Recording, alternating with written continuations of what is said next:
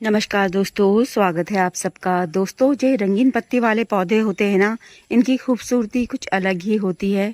और उनमें से जो ये क्रोटन होते हैं वो देखने में काफ़ी खूबसूरत होते हैं। बहुत सुंदर सुंदर अलग अलग पत्ती के क्रोटन्स आते हैं। कितने प्यारे प्यारे। किसी की पत्ती छोटी होती है, किसी की पत्ती पतली होती है, किसी की पत्ती बहुत ज़्यादा मुड़ी हुई होती है। बहुत सारे रंगों में आते हैं क्रोटन। बहुत ही प्यारे प्यारे, बहुत ही खूबसूरत आते हैं। दोस्तों, उनमें से कुछ क्रोटन मेरे पास भी हैं जिन्हें मैं बताऊंगी। और बहुत सारे क्रोटन मैंने कटिंग से लगाए हैं और उनमें से एक दो खरीदे भी हैं। तो देखो, ये वाला क्रोटन तो मैंने ख़रीदा था, जो हमारे पास नहीं होता और किसी और के आसपास होता भी नहीं है ना, तो वो तो हमें ख़रीदना ही पड़ता है। तो ये काफ़ी पुराना क्रोटन है मेरा, मैंने काफ़ी साल पहले लिया था और ये मैं मम्मी और के यहाँ से लाई थी। तो ये मैंने कटिंग से ही तैयार किया था, मम्मी और के यहाँ था ये पौधा और ये भी मैंने ख़रीदा था। देखो, ये इसकी पत्ती अभी थोड़ा छोटी है, वैसे थोड़ा और बड़े साइज़ की हो जाती है। या फिर मुझे ऐसा लगता है कि ऐसा मुझे ढंग से पता नहीं है, इन मतलब बहुत ज़्यादा पुराने हो जाते होंगे तब भी शायद इनकी पत्तियों का साइज़ छोटा हो जाता होगा, वरना इसकी जो पत्तियों का साइज़ था ना वो काफ़ी बड़ा था। देखो, मैं आपको बता देती हूँ, इनके तने देखो कितने मोटे मोटे हैं।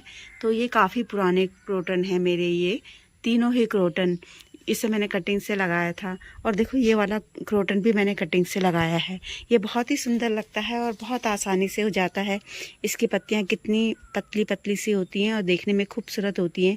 क्रोटन को आप कटिंग से बहुत आराम से लगा सकते हो दोस्तों। और ये वाला क्रोटन मैंने कटिंग से लगाया है। ये इसका मदर प्लांट है और इससे कटिंग ली मैंने, तब कटिंग से लगाया और इसकी मैंने काफ़ी सारी कटिंग लगाई और काफ़ी सारी कटिंग दी भी है।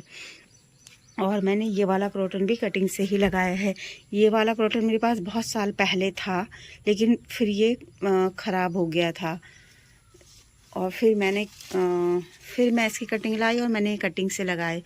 और मैंने इसकी 4-5 कटिंग लगाई थी, तो इनमें से 3 कटिंग हो गई आराम से। देखो, ये दोस्तों, जब हमारे यहाँ लगातार बारिश हो रही थी ना, उस टाइम पे मैंने ये कटिंग्स लगाई थी और इन कटिंग्स को लगाए हुए हो गया होगा 1 महीने से ऊपर हो गया होगा। इनकी मैंने सारी पत्तियां हटा दी थी, क्योंकि यहाँ पे ये इस क्रोटन में, क्योंकि इसकी पत्ती काफ़ी चौड़ी चौड़ी है। ये देख रहे होंगे आप, इसकी पत्तियां काफ़ी चौड़ी चौड़ी है। तो ये इसको मैंने सोचा इनको बढ़ने नहीं देंगी ये, तो इसलिए मैंने हटा दी। तो देखो, मैंने 1 2 3 4 5 कटिंग लगाई थी। उन दिनों लगातार बारिश हो रही थी, तो मैंने ऐसे ही लगा दी। मतलब मैंने सोचा कि लगा देती हूँ। और इतनी ज़्यादा बारिश में, क्योंकि इसमें जो पौधा लगा हुआ था ना वो ख़राब हो गया था। मैंने ना इसकी कोई मिट्टी तैयार करी ना कुछ किया। इसमें लगा हुआ था जीरेनियम, देसी जीरेनियम लगा हुआ था, वो ख़राब हो गया था। तो मैंने लगाई, ये देखो सब हो गई हैं और इनमें देखो नई नई पत्तियाँ भी आ गई हैं।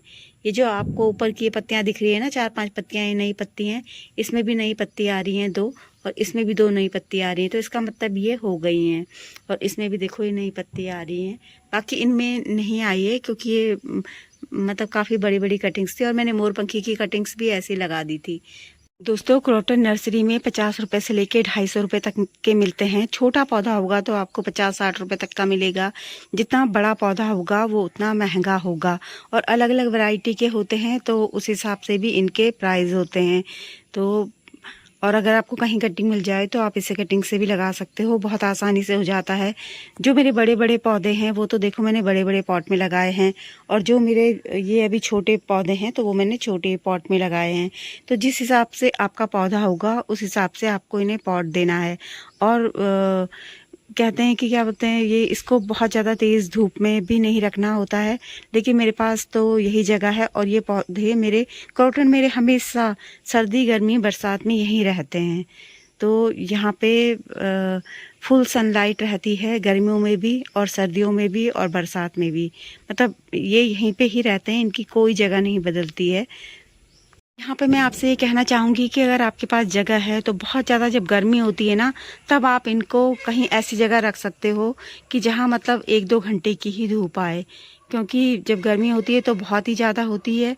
तो आप ऐसा कर सकते हो अगर आपके पास संभव है तो।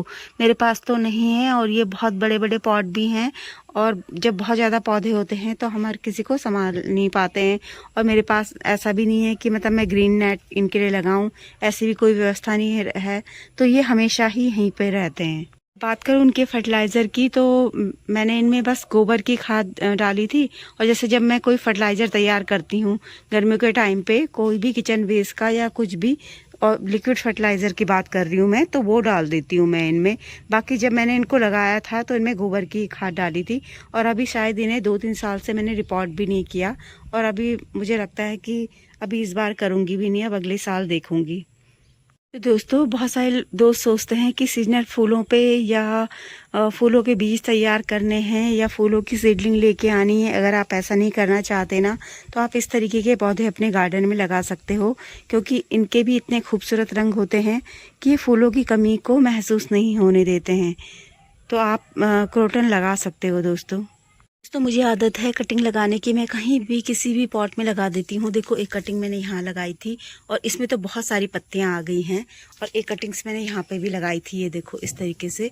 और इसकी पत्ती भी, इसे भी 1 महीने से ज़्यादा हो गया है। और एक बात बताऊँ, ये जो नेस्टेसिम्स का पौधा होता है ना, ये पिछले साल का है, पिछले सर्दियों का।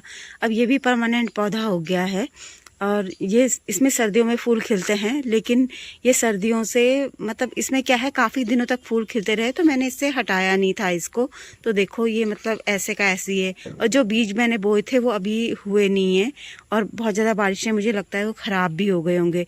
तो ये मतलब सर्दियों से ये पौधा ऐसे का ऐसे ही है, और अब इसका सीजन है तो अब इसमें फूल खिलेंगे। मुझे खुद आश्चर्य हो रहा, क्योंकि ये ना अपने आप ही ख़राब हो जाते थे ये पौधे, और इस बार देखो ये अभी तक है।